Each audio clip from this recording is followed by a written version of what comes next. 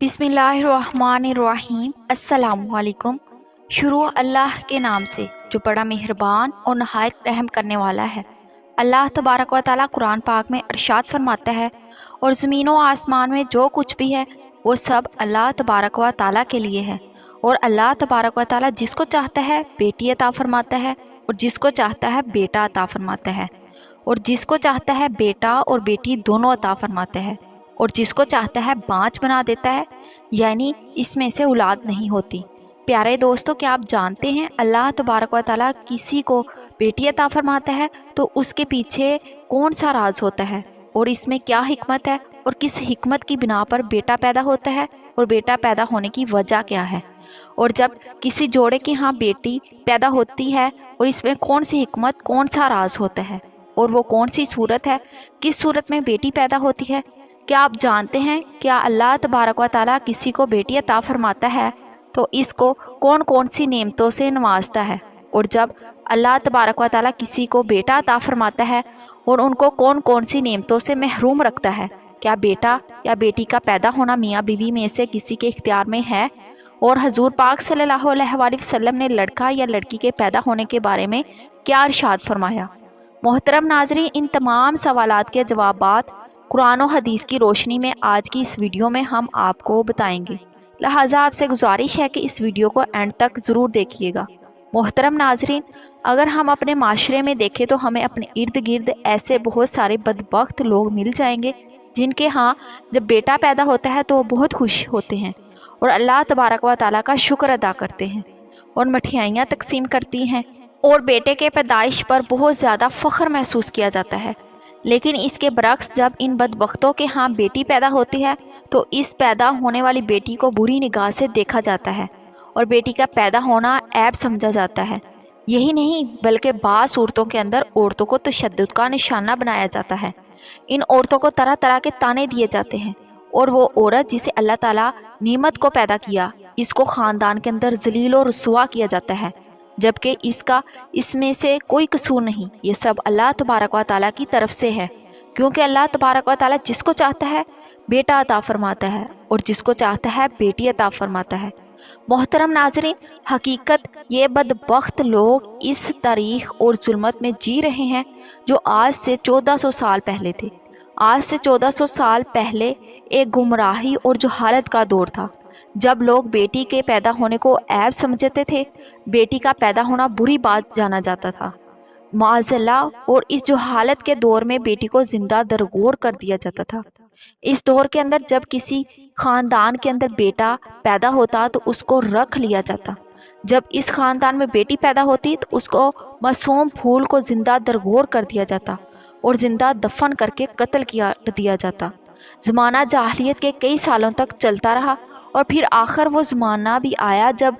अल्लाह तबारक व ताला के प्यारे हबीब हज़रत मोहम्मद सल्लल्लाहु अलैहि वसल्लम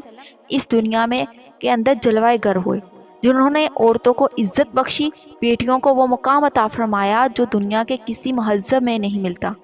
मोहतरम नाज़रीन, जब अल्लाह तबारक व ताला के प्यारे हबीब इस दुनिया के अंदर जलवा गर हुए तो वो वक्त भी आया जब इस्लाम ने बेटियों को जन्नत के शहजादियाँ बना दिया। और इस्लाम वाहिद मज़हब है जिसने अपनी बेटी को जन्नत की औरतों का सरदार बना दिया, और अल्लाह तबारक व ताला के प्यारे हबीब ने इस हालत में ज़िंदगी गुजारने वाले लोगों को इस तारीकी से निकाल कर रोशनी की तरफ राह दी। और अल्लाह तबारक व ताला के प्यारे हबीब ने इस जहालत में ज़िंदगी गुजारने वाले लोगों को बेटी की इज़्ज़त करना सिखाया। लेकिन इंतहाई अफसोस के साथ ये कहना पड़ रहा है कि इस दौर के बदबख्त लोग आज भी हमारे माशरे में मौजूद हैं और इसी जहालत के अंदर जी रहे हैं। मोहतरम नाज़रीन, बात करते हैं कि जब अल्लाह तबारक व ताला किसी को बेटी अता फरमाता है तो उसको कौन कौन सी नेमतों से नवाजता है, और जब किसी को बेटा देता है तो उसको कौन कौन सी नेमतों से महरूम कर देता है। चुनाचा अल्लाह तबारक व ताला प्यारे हबीब हज़रत मोहम्मद सल्लल्लाहु अलैहि वसल्लम ने इरशाद फरमाया कि अल्लाह तबारक व ताला इरशाद फरमाता है कि जब मैं किसी को बेटी अता फरमाता हूँ तो उसका हाथ बन जाता हूँ, यानी अल्लाह तबारक व ताला की रहमत इसके साथ होती है और अल्लाह तबारक व ताला इस बेटी के सदक़े इसकी ज़िंदगी में आने वाली मुश्किल को आसान फरमा देता है और इसके ऊपर रिज़्क़ के दरवाज़े खोल देते हैं اور اس کی زندگی میں آنے والی ہر مشکل کو دور کر دیتا ہے، اس کے گھر کو رحمت کا گھر بنا دیتا ہے اور اس کے گھر پر اللہ کی رحمتوں کی بارش ہوتی ہے۔ اور حضور پاک صلی اللہ علیہ وآلہ وسلم نے ارشاد فرمایا، جب کسی گھر میں بیٹا پیدا ہوتا ہے تو اللہ تبارک و تعالیٰ ارشاد فرماتا ہے، اے بندے میں نے تیرا ہاتھ تجھے دے دیا۔ جیسا کہ ایک دفعہ حضور پاک صلی اللہ علیہ وآلہ وسلم کہیں پر تشریف لے جا رہے تھے تو آپ کا گزر ایک بستی سے ہوا۔ آپ صلی اللہ علیہ وآلہ وسلم نے دیکھا کہ اس بستی پر نور برس رہا ہے۔ جب آپ صلی اللہ علیہ وآلہ وسلم اس بستی کے قریب ٹھہرے تو آپ نے صحابہ کرام سے ارشاد فرمایا، یہ جو نور اس بستی پر برس رہا ہے، یا تو اس بستی میں کسی گھر میں بیٹی پیدا ہوئی ہے یا کسی نے اپنے گھر میں کدو شریف کی ہانڈی پکائی ہے۔ محترم ناظرین، اس حدیث سے بخوبی اندازہ لگایا جا سکتا ہے کہ جب اللہ تبارک و تعالیٰ کسی کو بیٹی پیدا فرماتا ہے تو اس گھر کو کس طرح رحمتوں کا نزول فرماتا ہے۔ اس حکمت کے بارے میں، جس کے بارے میں آج سے 1400 سال پہلے حضور پاک صلی اللہ علیہ وآلہ وسلم نے ارشاد فرمایا کہ جب کسی کے ہاں بیٹا پیدا ہوتا ہے تو بیٹے کے پیدا ہونے کے پیچھے وجہ کیا بتائیے اور کس حکمت کے تحت بیٹا پیدا ہوتا ہے، اور جب کسی کے ہاں بیٹی پیدا ہوتی ہے تو کس حکمت کے تحت بیٹی پیدا ہوتی ہے، اور وہ کون سی ایسی صورتیں جس کی وجہ سے بیٹی یا بیٹا پیدا ہوتا ہے۔ چنانچہ روایات میں آتا ہے کہ حضور صلی اللہ علیہ وآلہ وسلم کے اقدس میں چند یہودی آئے، انہوں نے حضور پاک صلی اللہ علیہ وآلہ وسلم سے چند باتیں پوچھیں۔ ان یہودیوں نے حضور پاک صلی اللہ علیہ وآلہ وسلم کی بارگاہ میں عرض کی کہ اگر آپ اللہ تبارک و تعالیٰ کے سچے رسول ہیں تو آپ ہمارے ان سوالوں کا جواب ضرور دے پائیں گے، کیونکہ اللہ تبارک و تعالیٰ کے نبیوں کے علاوہ اس کے متعلق کسی کو بھی علم نہیں۔ یہودیوں نے حضور پاک صلی اللہ علیہ وآلہ وسلم سے 3 سوال کیے۔ یہودیوں نے پہلا سوال کیا، وہ کون سا کھانا ہے جس کو بنی اسرائیل نے خود اپنے اوپر حرام کر لیا۔ دوسرا سوال انہوں نے حضور پاک صلی اللہ علیہ وآلہ وسلم سے یہ کیا کہ نسل انسانی میں لڑکا یا لڑکی کی تخلیق میں یہ جو فرق ہے یہ کس وجہ سے ہے۔ تیسرا سوال انہوں نے یہ کیا کہ عام آدمی اور اللہ تبارک و تعالیٰ کے نبیوں کے درمیان کیا فرق ہوتا ہے، اور ان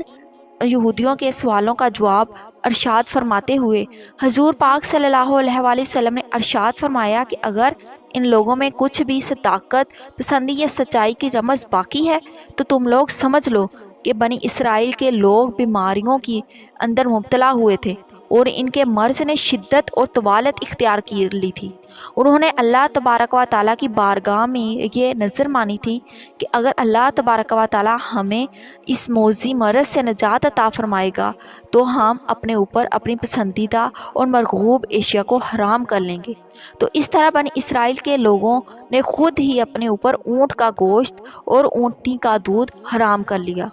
اس طرح اس پہلے سوال کا جواب سن کر یہودیوں نے کہا کہ بے شک حضور پاک صلی اللہ علیہ وآلہ وسلم نے سچ فرمایا یہی حقیقت ہے۔ اور دوسرا سوال، کیا نسل انسانی میں لڑکے یا لڑکی کی تخلیق میں فرق کی وجہ کیا ہے؟ تو اس کے جواب میں اللہ تبارک و تعالیٰ کے پیارے حبیب حضرت محمد مصطفیٰ صلی اللہ علیہ وآلہ وسلم نے ارشاد فرمایا، تم کو اللہ تبارک و تعالیٰ کی قسم دیتا ہوں، کیا تم نہیں جانتے کہ مرد کا مادہ غلیظ اور سفید ہوتا ہے، عورت کا رقیق اور زرد ہوتا ہے؟